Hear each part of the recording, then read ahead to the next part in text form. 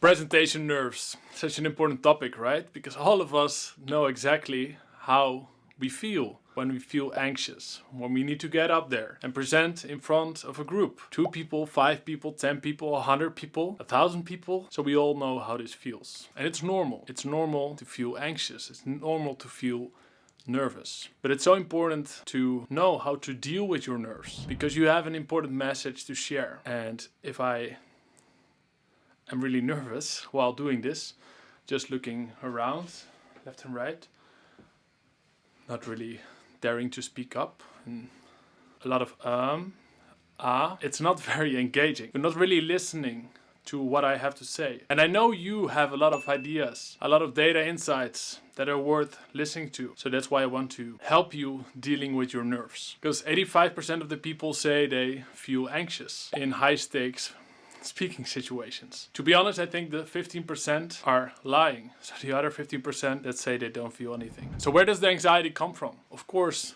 it comes from our history. We used to live in tribes and we didn't want to get kicked out of the tribe because that meant that we would not survive. So it's very logical to feel like we want to be part of the group and not being rejected, not being judged. So first of all, let me talk about 2 mindsets. The first mindset is turning that anxiety into excitement. So by reframing your anxiety, your fear into I'm just excited for today, I'm just excited for this presentation, that makes you feel different. And the body can really tell the difference, whether you're anxious or just excited. So instead of saying I'm nervous, say I'm excited.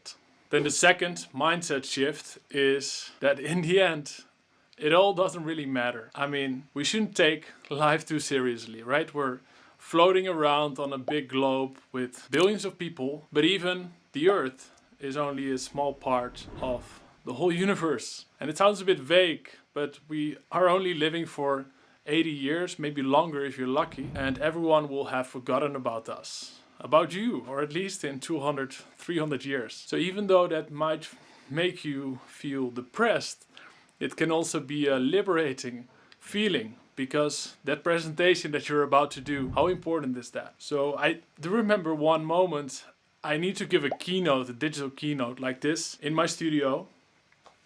And after the presentation, it went quite okay, quite well. But after the presentation, I went to the bathroom and I looked in the mirror. And it turned out that I had presented 60 minutes without anyone saying like this. So I didn't really notice. Apparently I did not look in the mirror before I went up on this digital stage. I think it looked pretty ridiculous. But in the end, who cares? Who cares about this stupid color up? You know? So the funny thing is, everyone will probably have forgotten about this. I'm the only one that still remembers it. Because after the presentation, whenever I saw that, I was like, oh no. But later I also realized, hey, who gives a damn? Who really cares about this? So if you really mess up a presentation, it's not the end of the world. So those 2 mindset shifts hopefully help you to calm down your nerves. And in the next lesson, I'll give you some more practical tips on how to deal with your nerves before and after the presentation.